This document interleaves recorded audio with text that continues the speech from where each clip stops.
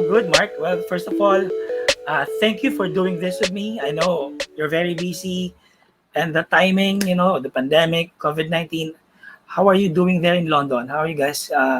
How's every day? Well, firstly, it's a pleasure. Thanks for having me. I'm Hmm. happy to talk to you and stuff. How's it going? Yeah, it's going all right. It's challenging. It's got its own challenges and stuff. And Yeah, I'm maybe a bit more fortunate than most because most of my work is indoors and using my own yeah, laptop and computer and stuff yeah. anyway. So for me, it's not too different. It just means that I go out a little bit less, or if not at all. I'm just more worried for people like my parents and my family, my friends and stuff who Okay. Yeah. in terms of health, but also in terms of income, because especially magicians, normally Oh. a lot of their work has got Mhm. cancelled. So Yeah. um, Yeah. yeah, Yeah. but I'm all right, thanks. Yeah. So I just want to ask you, get to know you more. So how did you start in magic? I mean, how did you start to be a magician? Any influence in the early times? Um, yeah, normally when I'm asked this, it's like whenever I hear someone else ask the same question, it As always like usual. is one of like five things. And so for me, Yeah. it's Yeah. my Okay. my parents bought me a magic set when I was Mm-hmm. 4 or Mm-hmm. so. That's actually Okay. what I thought it was. And it was only recently I found a video of me, my third birthday, and we had Mm-hmm. my parents booked a magician for me for my third Yeah. birthday party, and Okay. yeah, I saw my face and I was so amazed and like shocked and happy and stuff. So it's hard to pinpoint what it was, but I've been doing it since I was really young. Like three, Yeah. 4 years old or something like that, and I Okay. just loved it. So it's Wow. all I've ever known. So, Yeah. Mark, you started as a walk around magician, or have you ever like perform in a private birthday party or? Oh, sure. So when I was young, I was doing kids' parties for a little while. I was doing children's Okay. parties. So magic Oh very yeah. much came first for me. And yeah, I've been doing Yeah. everything that magicians tend to Mm. do, which is I was doing kids' parties when I was very young. I mean, when I was Mm. very young. And then Mm. I went the route of having a proper job. So I worked in banking for a few years.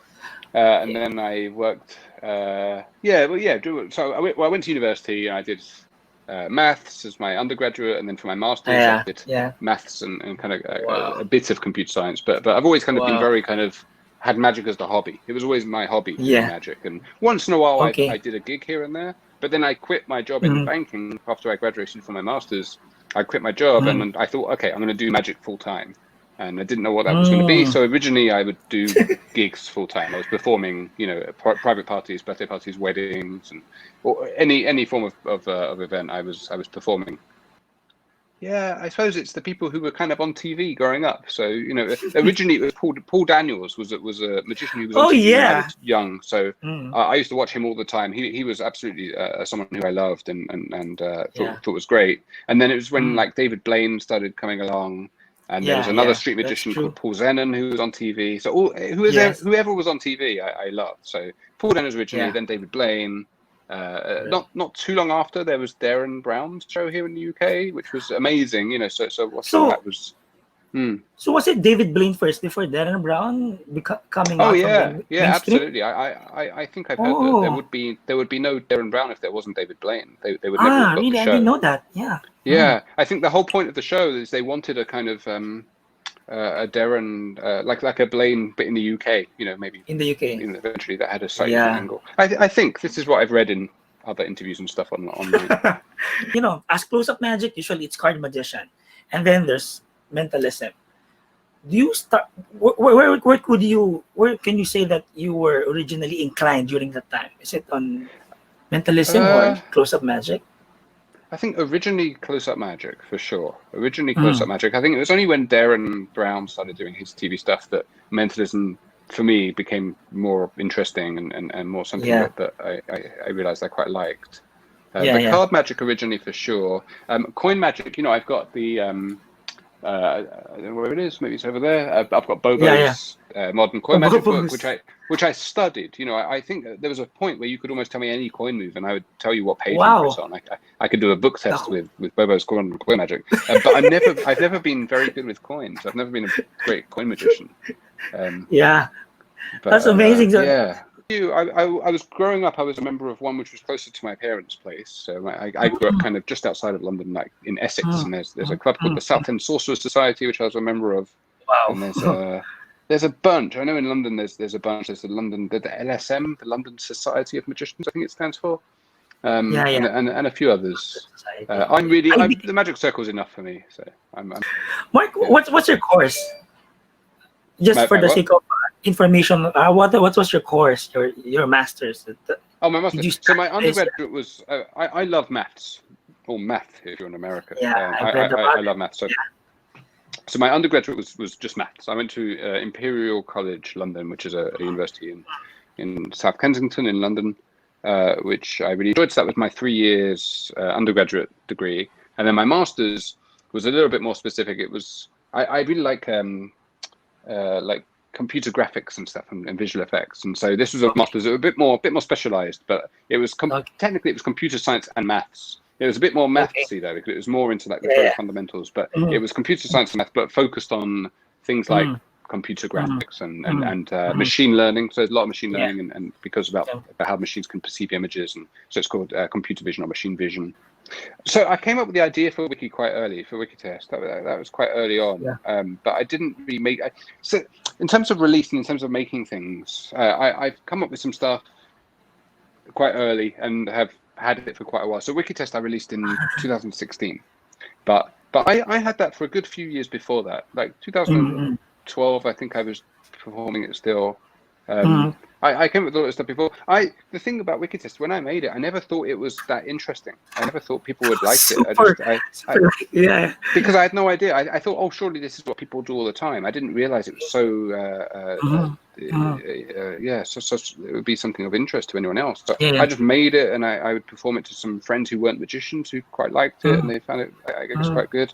And I showed some magicians, and people were like, "Oh, that's really good." And the fact that they hadn't seen it before, I still didn't. I thought, okay, maybe they just haven't seen all the magic tricks, kind of thing. Maybe there's something similar. I don't know, and there wasn't. It was really new. It was before most other app developers had their apps. Their apps were still very much like using an accelerometer and like just on your own phone kind of thing, and stuff, which is great. But I didn't realize it was so different as it seemed to be. Excited for the new things that you're gonna create. I'm sure there's a lot, and you don't need to tell me now, but I'm looking forward to that.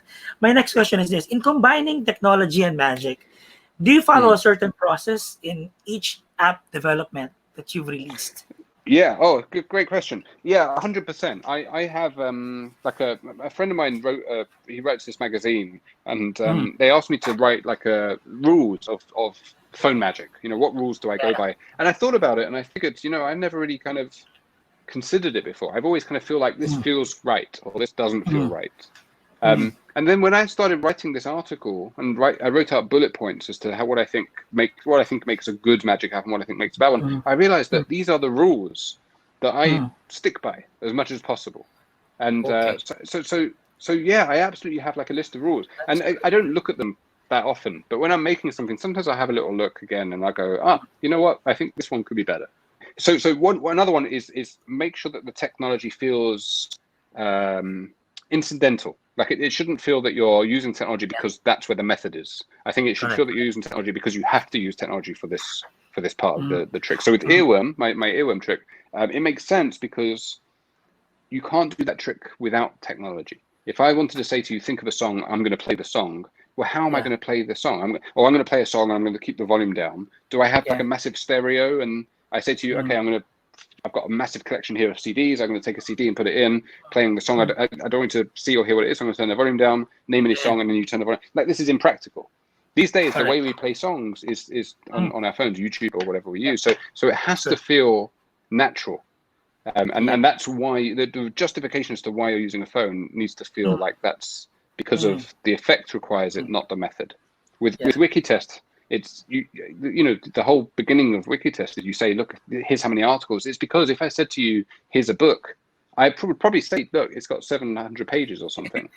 But with Wikitest, you say, actually, this is more impossible because if this was a book, it would be, many pages. It wouldn't just be a small thing. So, but I think the magic stuff should be governed by the same rules as we govern offline magic tricks. So if I come up with, if I spend a lot of time coming up with an input method that I use with an accelerometer on my wrist, then I think it's probably no one else should do that, because I spent a lot of time on that and I came up with that as an idea. And even though it's technology, I think it's important to kind of still respect creators and to kind of have the ethics that we have in place.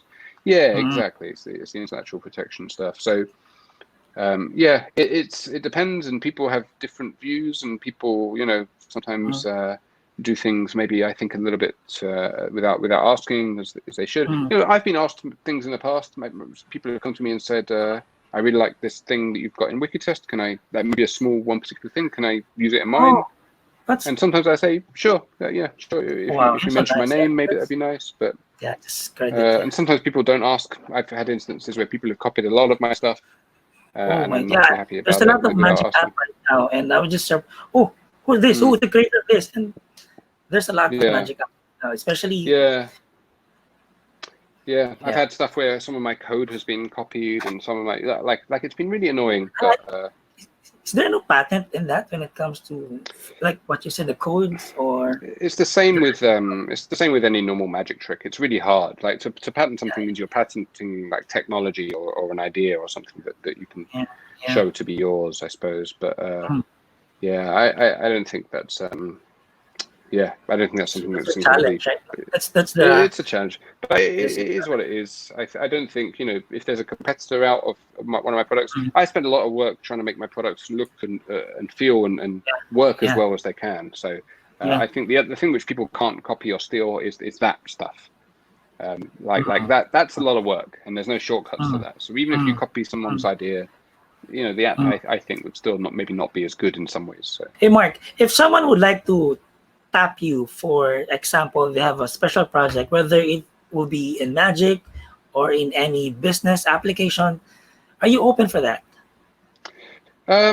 Sometimes. The thing which I really like I really love working on my own stuff a lot, and I have a long list of stuff that I need to be working on. So excited! I'm working on my amalgam app. Amalgam. Season 2. Exactly. So I've already released season 1, and I'm working on season 2 as much as I can. But it's still quite a way off. Like it's not ready yet. What do you think is the future of this? Like I'm sure there's gonna be more needs for products like yours for us magicians. Even not for the magicians, I guess also for any business industry. How do you see magic moving forward in the new normal? I suppose I don't really know. I suppose if this continues, I imagine this kind of stuff will continue for a while. Yes. I think we'll kind of get more used to the idea of coming up with tricks that can be performed at distance. Definitely. But I think we're quite adaptive. Exactly. We're quite adaptive. I think magicians always kind of change, and we used to the props that we use change. Now we're doing tricks with phones and tricks with technology. We're quite good at that.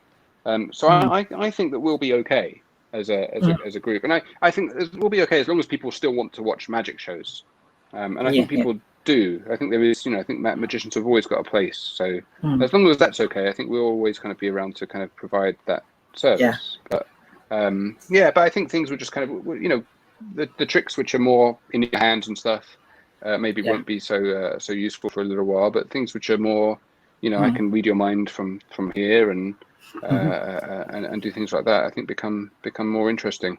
So with that, Mark, I just want to say thank you for your time, and thank you for having me. You're very busy, and any words for the Philippines, for a magician in the Philippines? Oh wow. I'd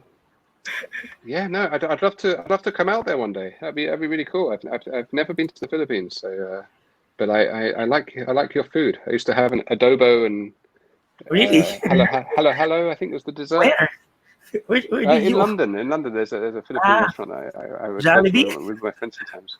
But I know that it's called Josephine's. It's like a small one-off restaurant in London, which is really nice. Okay. Yeah, I'd love to come out there one day. I hope everyone's doing all right, and stay safe. Yeah, I can't wait to host you here, man. Bring your friends, your family. That'd be great. I'd really genuinely look forward to that. That'd be great. Maybe you can do some projects for you to speak or whatever, man. I've done such little of that. So, Yeah. but yeah, maybe maybe that would be a thing. Yeah. Cool. Well, Marc Kerstein, thank you for your time, man, and be safe. See you Thank soon. you. Pleasure. Thanks very much for having me. Thanks. Bye bye.